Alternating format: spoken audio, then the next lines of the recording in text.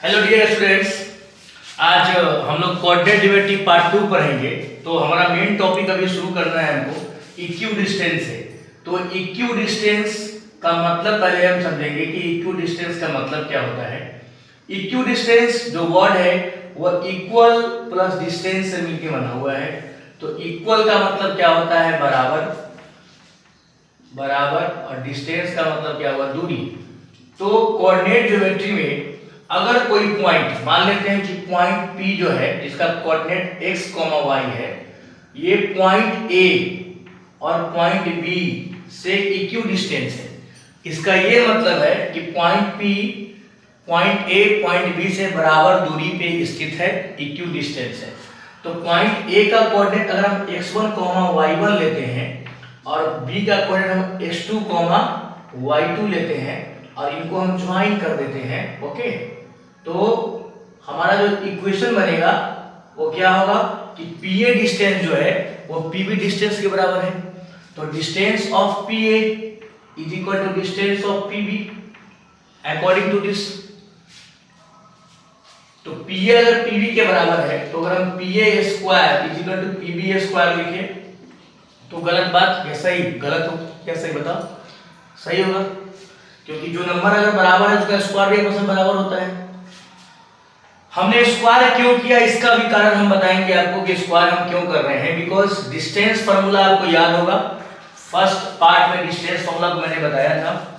तो distance between PA, तो PA का डिस्टेंस क्या है, देखो देखो ध्यान से, x माइनस x1 का square plus y minus y1 का स्क्वायर, रूट अंडर है ना। तो यहां लिखेंगे कि root under x minus x1 square और plus y minus y1 square, root under है ना। हमने स्क्वायर किया है तो स्क्वायर लगाएंगे यहाँ पे। अब आपको समझ में आया होगा कि स्क्वायर हम क्यों किए। स्क्वायर हमने इसलिए किया कि रूट से स्क्वायर क्या होगा, आपस में कैंसिल हो जाएगा और वैल्यू हमारा बिना पावर के आ जाएगा, ओके। और PB में भी ये फिर इसी फॉर्मूला का यूज करेंगे, डिस्टेंस फॉर्मूला का। तो x माइनस x2 का square plus y minus y2 का स्क्वायर। आपको क्वेश्चन जब आप सॉल्व करने जाएंगे तो इनका वैल्यू आपको किसी न किसी पॉइंट का वैल्यू आपको क्या होगा, दिया रहेगा।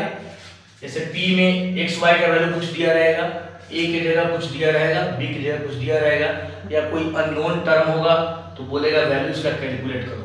तो घबराना मत, है ना। इसी कॉन्सेप्ट पे आप काम करेंगे। स्क्वायर से रूट कट गया, वैल्यू आ जाएगा x माइनस x1 का square plus y minus y1 का square is equal to x minus x2 का स्क्वायर और प्लस y माइनस y2 का स्क्वायर। फिर आगे आप क्या करो, इसको सॉल्व कर दो, आगे इसको बढ़ा दो। इसी फॉर्मूला कॉन्सेप्ट पे क्या करो, आप काम करो। आपको जो अननोन वैल्यू हो, अननोन वैल्यू वो आप क्या करेंगे, यहाँ से फाइंड आउट करेंगे। या आपको जो वैल्यू अगर गिवन है तो आपको क्वेश्चन में बोलेगा कि प्रूफ करके दिखाओ, है ना, कि इसका वैल्यू क्या है, इसके बराबर है, इक्यू डिस्टेंस है। ऐसा एक क्वेश्चन लेके हम चलते हैं ना, आपको प्रूफ करके दिखाते हैं कि इसका कैलकुलेशन हम कैसे करेंगे इक्यू डिस्टेंस का। क्यों थ्योरी समझ में आ गया तो कैलकुलेशन चाहिए, है ना। 2017 में एक क्वेश्चन पूछा गया है इक्यू डिस्टेंस है। If point P x, y is equidistant from the point A 5, 1 and B -1, 5 तो prove that 3x is equal to 2y। जैसे क्वेश्चन में दिया गया है कि पॉइंट P का जो कोऑर्डिनेट है, पॉइंट P का कोऑर्डिनेट x, y है, पॉइंट A का कोऑर्डिनेट 5, 1 है और पॉइंट B का कोऑर्डिनेट क्या है, -1, 5 है। ये 2017 CBSE का 2017 में ये क्वेश्चन पूछा गया है ना। देखिए इसको हम कैसे सॉल्व करेंगे। वेरी सिंपल है ना, बहुत ही आसान तरीकों से बनेगा ये क्वेश्चन। जैसा मैंने आपको बताया है उसी कॉन्सेप्ट पे क्या करो, आप काम करो और ये सॉल्व हो जाएगा, है ना।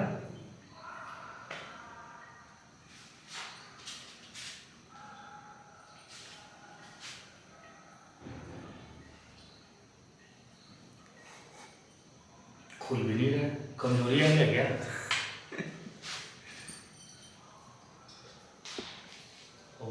फिसल रहा नहीं तो पढ़ाते पढ़ाते कमजोरी भी आ सकता है।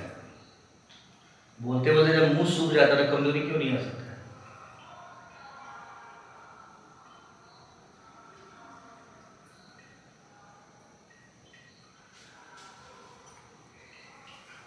देखिए कैसे बनेगा क्वेश्चन, है ना। हमारा क्वेश्चन में बोल रहा है कि इक्यू डिस्टेंस है, तो इक्यू डिस्टेंस का हमने फॉर्मूला क्या जाना कि पीए जो होगा वो पीबी डिस्टेंस के बराबर होगा और पीए स्क्वायर जो होगा वो पीबी स्क्वायर के बराबर होगा। तो यहाँ हम लिखेंगे रूट अंडर एक्स माइनस 5 का स्क्वायर प्लस वाई माइनस 1 का स्क्वायर और यहाँ पे स्क्वायर लगा देंगे। ओके, पीबी के लिए x माइनस 1 का स्क्वायर प्लस y माइनस 5 का स्क्वायर, फिर रूट लगा देंगे और स्क्वायर लगा देंगे बाहर से, है ना। रूट स्क्वायर से क्या होगा, रूट कैंसिल, आपस में कैंसिल हो गया। हमारे पास इक्वेशन क्या बचा, x माइनस 5 का स्क्वायर और प्लस y माइनस 1 का स्क्वायर। यहाँ इक्वेशन बचेगा x प्लस 1 का स्क्वायर और यहाँ बचेगा y माइनस 5 का स्क्वायर। हम क्या करेंगे, फॉर्मूला का यूज करेंगे, a माइनस b का square, a square plus b square minus 2ab तो 5 to the 10x और यहाँ y square plus 1 minus 2y is equal to x square plus 1 plus 2x और y square plus 25 minus 5 to the 10y। Okay, दोनों तरफ क्या है, x square है, हम क्या कर सकते हैं, इसको कैंसिल कर सकते हैं बिकॉज सेम साइन क्या है, तो एक्स स्क्वायर और एक्स स्क्वायर कैंसिल हो गया। दोनों तरफ y स्क्वायर है और y स्क्वायर क्या करेंगे, कैंसिल कर देंगे सेम साइन के साथ। तो 25 प्लस 1 कितना हुआ, 26 माइनस 10x माइनस 2y, यहां हो जाएगा 2x माइनस 10y और प्लस 26। नंबर 26 आपस में इक्वल साइन के साथ कैंसिल, बचा हमारे पास कितना, माइनस 10x माइनस 2y और यहां बचा 2x माइनस 10y।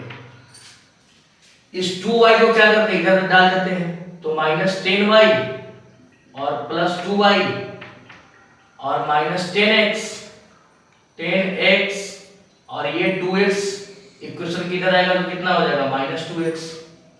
तो minus 12x is equal to minus 10y plus 2y कितना होगा, 8y minus 8y minus minus cancel, 4 3 जा 4 2 जा 3x is equal to 2y।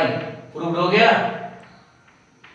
4 marks का क्वेश्चन होगा या 3 मार्क्स का, बोर्ड में अगर पूछ दिया तो, है ना, आया समझ में।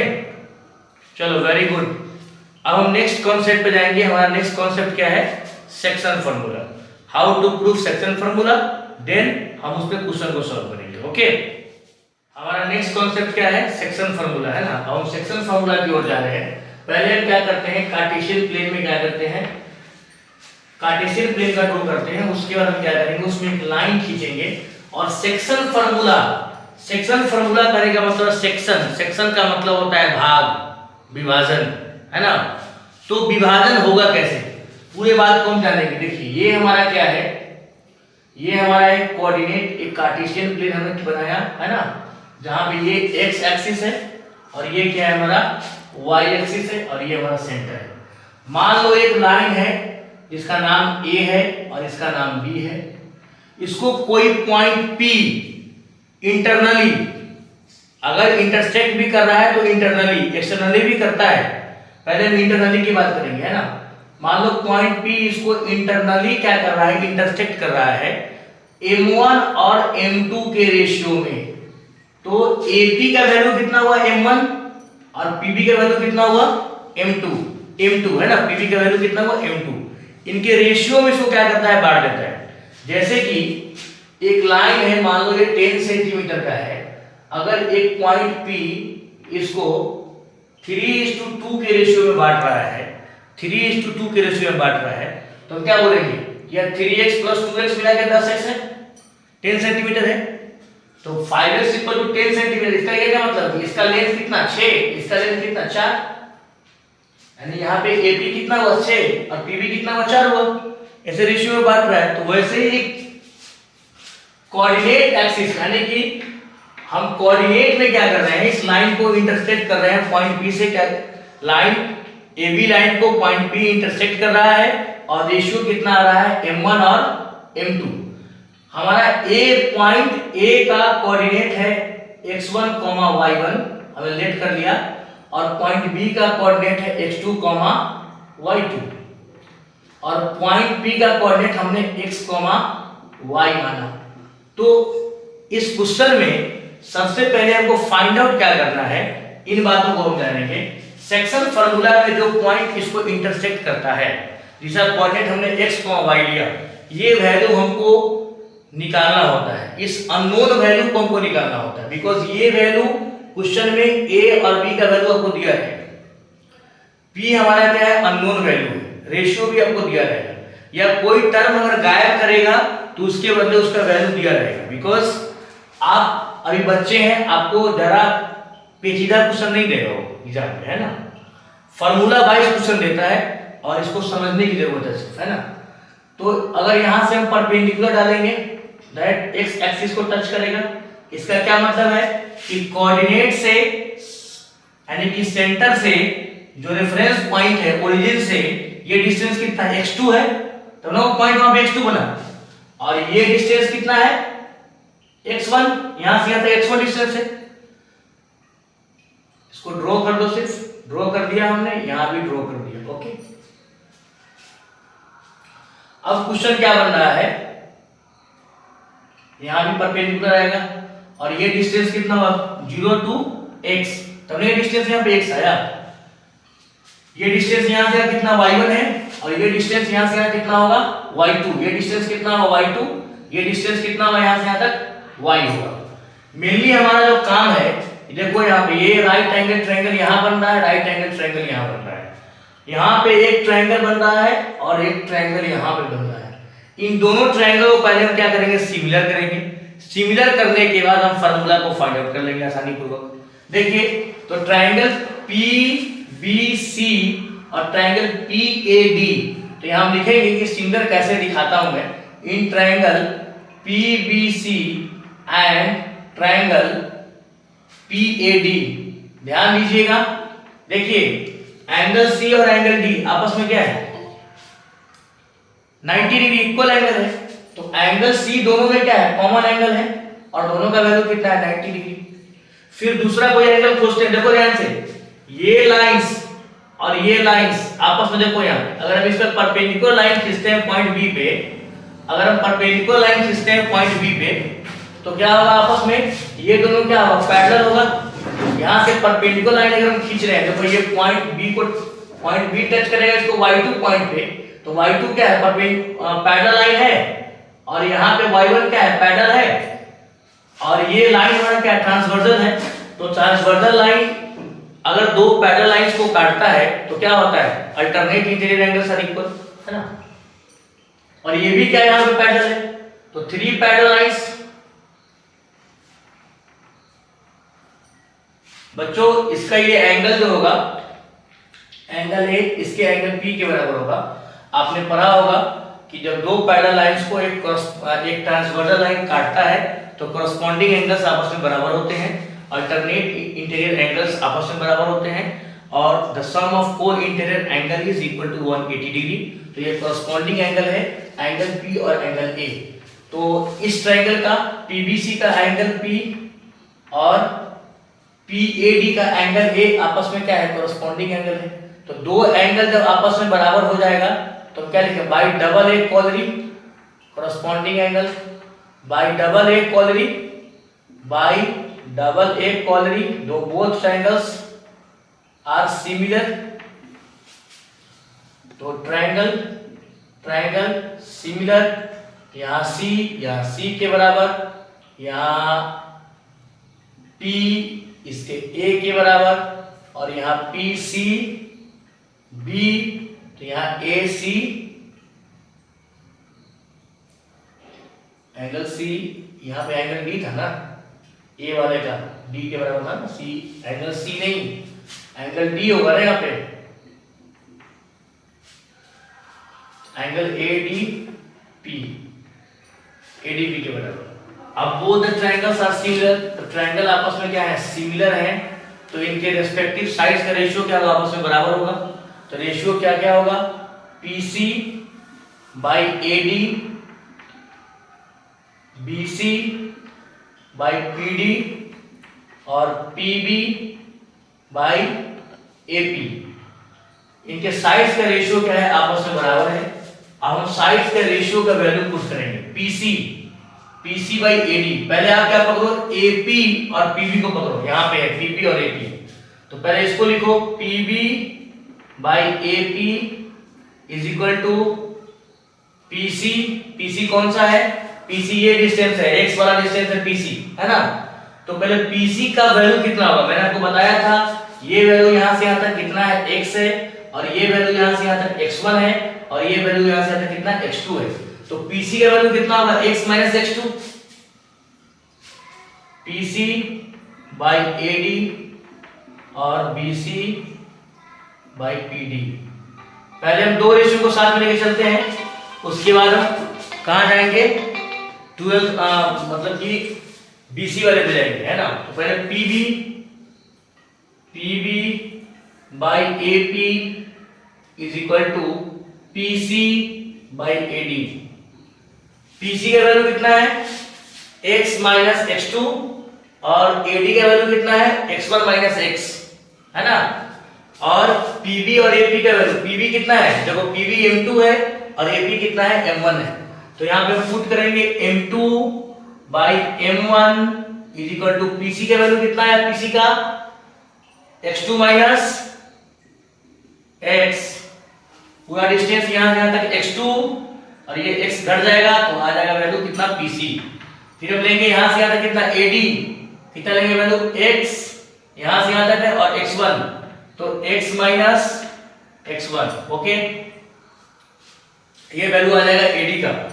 क्रॉस मल्टीप्लिकेशन कीजिए तो m2 into x minus x1 is equal to m1 x2 minus x।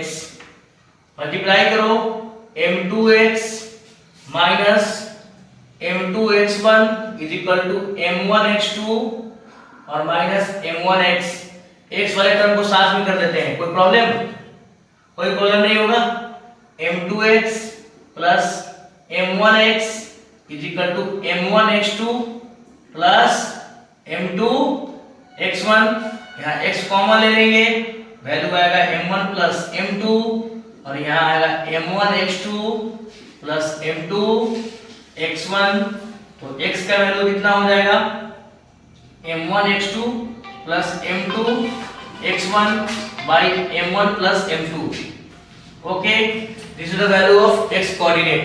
हम x कोऑर्डिनेट को क्या कर सकते हैं, यहाँ से फाइंड आउट कर सकते हैं। जैसे कि हम लोगों ने क्या किया, x का वैल्यू फाइंड आउट कर लिया, किन दो रेशियो को लेके, तो ये हमारा दो रेशियो है ना, PB AP और PC और AD को लेके हमने क्या किया, x का वैल्यू को फाइंड आउट कर लिया। अब हम क्या करेंगे, y को वैल्यू को फाइंड आउट करेंगे, तो क्या करेंगे, रेशियो लेंगे हमारा PB बाई AP और BC बाई PD। अब हम y के वैल्यू को क्या करेंगे, फाइंड आउट करेंगे। x का वैल्यू समझ में आ गया, अब हम y पे चल रहे हैं, ओके। रेशियो सिर्फ चेंज होगा हमारा y का, तो y का वैल्यू कितना आने के लिए क्या रेशियो लेंगे हम, BC by PD, BC by PD। तो देखो ध्यान से BC बाई PD, तो BC देखो ध्यान से, यहां से यहां तक कितना है, y2 है, और यहां से कितना y1 है, तो BC का वैल्यू कितना होगा, y2 और यहां से तक y है, सॉरी यहां से यहां तक y2 है, यहां से यहां तक y है, तो y2 माइनस y, ओके। तो यहां वैल्यू होगा पुट y2 माइनस y, और देखो PD कितना है, PD बोलो, P और D, ये PD निकालना है हमको, ये डिस्टेंस निकालना है।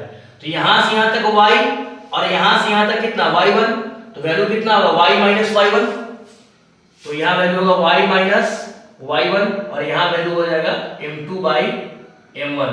फिर क्रॉस मल्टीप्लिकेशन, तो m2 y minus y1 is equal to m1 y2 minus y। तो m2y minus m2y1 is equal to m1y2 minus m1y। y वाले टर्म को साथ में कर देते हैं, तो m2y plus m1y is equal to m1y2 plus m2y1 m2y1। हम यहां से क्या करेंगे, y को कॉमन ले लेंगे और वैल्यू आएगा m1 plus m2 is equal to m1y2 plus m2y1 और y is equal to value आ जाएगा m1y2 plus m2y1 by m1 plus m2। ये हमारा y कोऑर्डिनेट का क्या हुआ, वैल्यू आ गया। ओके, तो अगर मान लो यह P पॉइंट अगर मिड पॉइंट होता तो इसका वैल्यू हम कैसे कैलकुलेट करते? Very simple. अगर मान लो कि यह P पॉइंट क्या है, मिड पॉइंट है, इसको मिटा के फिर से बता रहा हूं, है ना। तो वैल्यू कैसे निकालेंगे हम? देखिए, जैसा कि आपने पढ़ा कि यह लाइन P था, यह लाइन सॉरी एक लाइन AB था, यह लाइन AB था, यह लाइन AB था और A का कोऑर्डिनेट कितना था x1, y1 और B का कोऑर्डिनेट कितना था x2, y2 और P का कोऑर्डिनेट क्या था x, y। जो इसका मिड पॉइंट हो, तो मिड पॉइंट ये कहने का मतलब कि बीचों बीच का पॉइंट। जैसे ये 10 सेंटीमीटर का लाइन है, 10 सेंटीमीटर का लाइन है, अगर बोलेंगे कि P मिड पॉइंट है तो इसका क्या मतलब है कि AP कितना होगा 5 सेंटीमीटर और PB कितना होगा 5 सेंटीमीटर। इनके बीच का रेशियो कितना होगा 1:1, यानी कि m1 और m2 का वैल्यू कितना हो गया 1:1। तो हम बोलेंगे इसको मिड पॉइंट, आंसर में मिड पॉइंट बोल नहीं सकते इसको। तो if P is the midpoint, if P is the midpoint, then the ratio is 1:1, यानी कि m1:m2 is equal to 1:1। अगर P इसका मिड पॉइंट है तो इनके बीच का रेशियो कितना होगा 1:1। अब हम क्या करेंगे, कुछ नहीं करेंगे, इसी फार्मूला पे क्या करेंगे, वैल्यू पुट कर देंगे, ऑटोमेटिक इसका वैल्यू निकल जाएगा।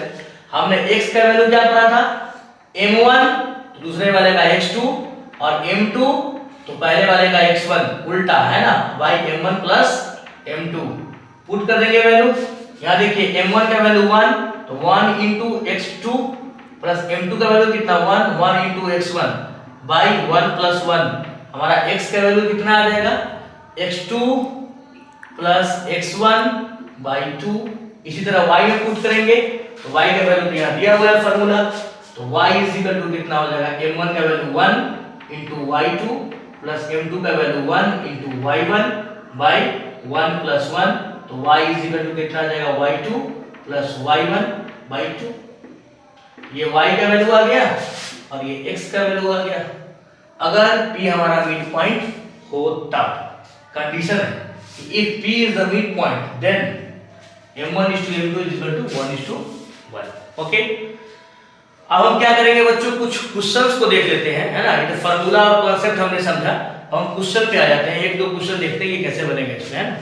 एक क्वेश्चन है हमारे पास कि find the coordinate of the point which divides the line of A -1,7 and B 4,-3 in the ratio of 2:3। तो अकॉर्डिंग टू क्वेश्चन पहले क्या करते हैं, हम कोऑर्डिनेट को लिख लेते हैं, उसका इसका वैल्यू क्या करते हैं फाइंड आउट करते हैं। ओके, तो कोऑर्डिनेट हमारा क्या है कि पॉइंट A का कोऑर्डिनेट कितना है -1,7, point A is equal to -1,7, point B is equal to कितना दिया हुआ है 4,-3, है ना। और इनका रेशियो कितना है m1:m2 का रेशियो कितना है 2:3। ओके, अब हम क्या करेंगे, इसके वैल्यू को क्या करेंगे फाइंड आउट करेंगे कि वैल्यू क्या होगा। जैसे ये लाइन AB है, ये लाइन AB है, इसको कोई पॉइंट P क्या कर रहा है इंटरसेक्ट कर रहा है 2:3 के रेशियो में, जहां A का कोऑर्डिनेट -1,7 है और B का कोऑर्डिनेट कितना 4,-3 है। तो पॉइंट P का कोऑर्डिनेट क्या होगा ये पूछ रहा है क्वेश्चन में। ओके, तो पॉइंट P का कोऑर्डिनेट हम क्या करते हैं, लेट कर लेते हैं, let the coordinate of point P x, y, point point B का कोऑर्डिनेट क्या है, x कॉमा y हमने मान लिया।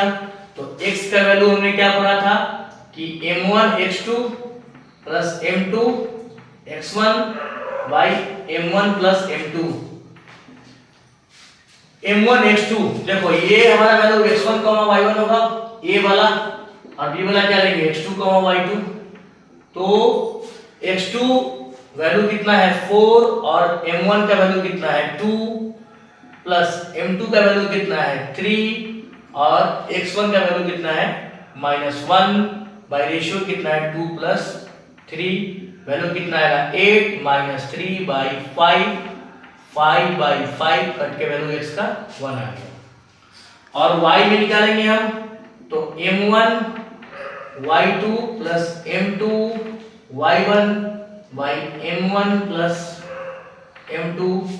m1 का वैल्यू कितना है 2 है और y2 का वैल्यू कितना है -3, m2 का वैल्यू कितना है 3 और y1 का वैल्यू कितना है 7 बाई 2 3 2 प्लस 3 कितना जाएगा वैल्यू 2 3 जा -6 प्लस 3 से 21 बाई 5 -6 प्लस 21 कितना होगा 15 बाई 5 कट के वैल्यू कितना आ गया 3। तो हम लिखेंगे द कोऑर्डिनेट ऑफ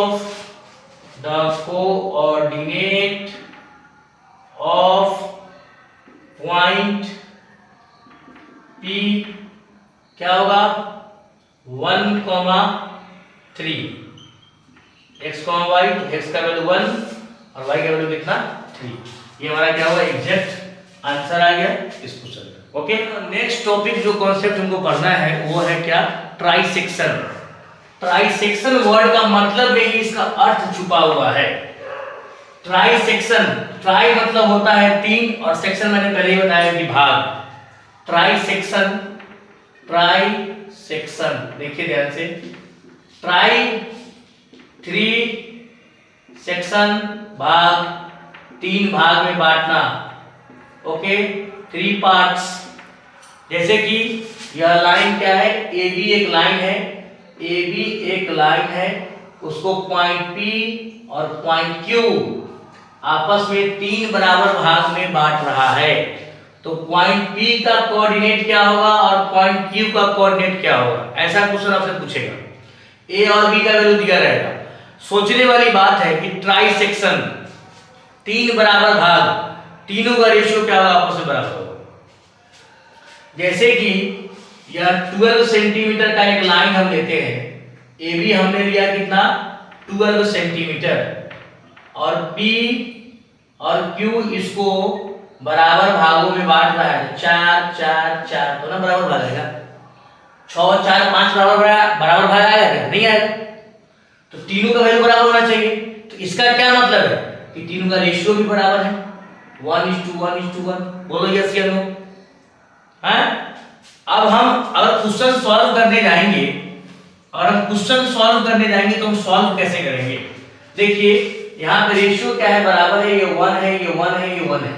अगर हम P को कैलकुलेट करें, पहले कि P का कैलकुलेशन करते हैं x, y।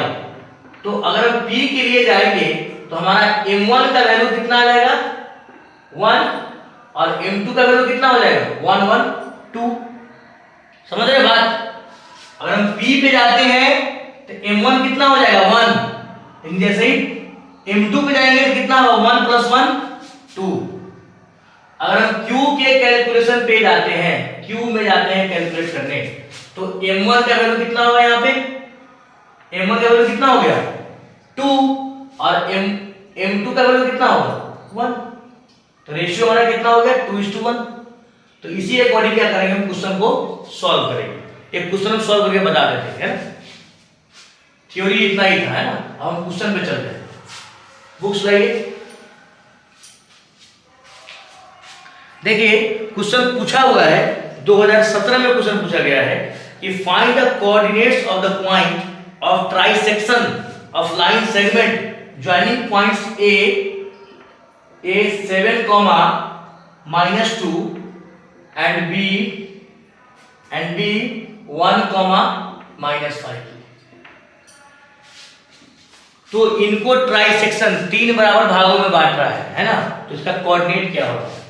तो पहले हम क्या करते हैं, ए बी बना लेते हैं। यहाँ पे ए है, इसका वैल्यू 7, -2 और यहाँ पे बी है, इसका वैल्यू 1, -5। यहाँ पे हम p ले लेते हैं, है ना, तो यहाँ पे q ले लेते हैं। रेशियो क्या 1:1:1। p का कोऑर्डिनेट हम x, y ले लेते हैं और q का कोऑर्डिनेट हम x1, y1 ले लेते हैं। ओके। अब हम x का वैल्यू कैसे निकालेंगे? तो p फॉर्मूला वही होगा, सिर्फ रेशियो चेंज करते रहेंगे, है ना।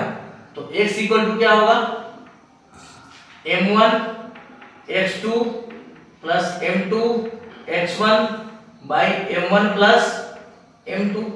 तो m1 का वैल्यू कितना होगा 1 और x2 का वैल्यू कितना होगा 1:1 प्लस m2 का वैल्यू कितना है 2। मैंने तुरंत बताया कि m1 यहाँ p के लिए क्या होगा, p के लिए m1 1 और m2 2, q के लिए m1 कितना होगा 2 और m2 कितना होगा 1, है ना। कंफ्यूज नहीं होना चाहिए, है ना। 1:1 प्लस m2 का वैल्यू कितना हुआ 2 और x1 का वैल्यू कितना 7 बाई 1 प्लस 2। तो वैल्यू कितना 1 प्लस 7 2 14 बाई 3, वैल्यू कितना आएगा 15 बाई 3, कट के वैल्यू कितना आ गया 5। ओके। फिर यहाँ y जमाएंगे तो y का वैल्यू कितना हुआ m1 plus y2 plus m2 y1 by m1 plus m2। तो m1 का वैल्यू कितना है 1 और y2 का वैल्यू कितना है -5, m2 का वैल्यू कितना है 2 और y1 का वैल्यू कितना है -2 बाई 1 प्लस 2, -5 -4 बाई 3 -9 बाई 3 -3। तो आप p का कोऑर्डिनेट लिख सकते हैं, द कोऑर्डिनेट ऑफ p, यहाँ आप लिख दो द कोऑर्डिनेट ऑफ p कितना आया, x का वैल्यू 5 और y का वैल्यू कितना -3, 5, -3। फिर हम क्या करेंगे, q की ओर जाएंगे। अब हमारा कैलकुलेशन क्या है, q की ओर है, तो x1 का वैल्यू क्या होगा, फिर वही फॉर्मूला लगाएंगे m1 x2। तो यहाँ पे m1 का वैल्यू कितना 2 है, तो 2 और x1 कितना है 7, तो 2 × 7 प्लस m2 कितना 1, तो 1 × x1 कितना 1 बाई 2, 1 प्लस 2, 7 2 14 प्लस 1 15।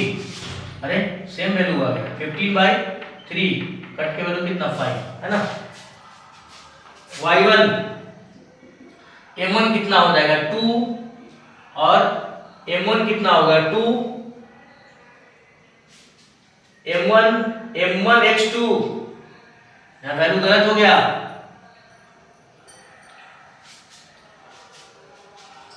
q के लिए m1 कितना है 2 है, तो x1 is equal to 2, m1 कितना है 2, m1 x2 यहाँ 1 होगा ना, plus m2 1 × x1 7 by 1 plus 2, कितना वैल्यू आएगा 2 प्लस 7 9, 9 बाई 3, कट के वैल्यू कितना 3। और y1 m1 का वैल्यू कितना है 2, m1 2, y2 कितना -5 प्लस m2 कितना है 1 और 1 की तरफ कितना -2 बाई 1 प्लस 2, 2 5 -10 और -2 -12 बाई 3, कट के वैल्यू कितना आएगा -4। तो आप लिख सकते हो the coordinate of point Q 3, -4 answer. Okay students, you can comment, आप कमेंट करो कि किस टॉपिक आपको वीडियो चाहिए, कोऑर्डिनेट ज्योमेट्री पार्ट 1 और पार्ट 2 आज यहाँ तक हम लेके चल रहे हैं, फिर पार्ट थर्ड हम क्या करेंगे बहुत जल्द आपको उपलब्ध करेंगे। ओके।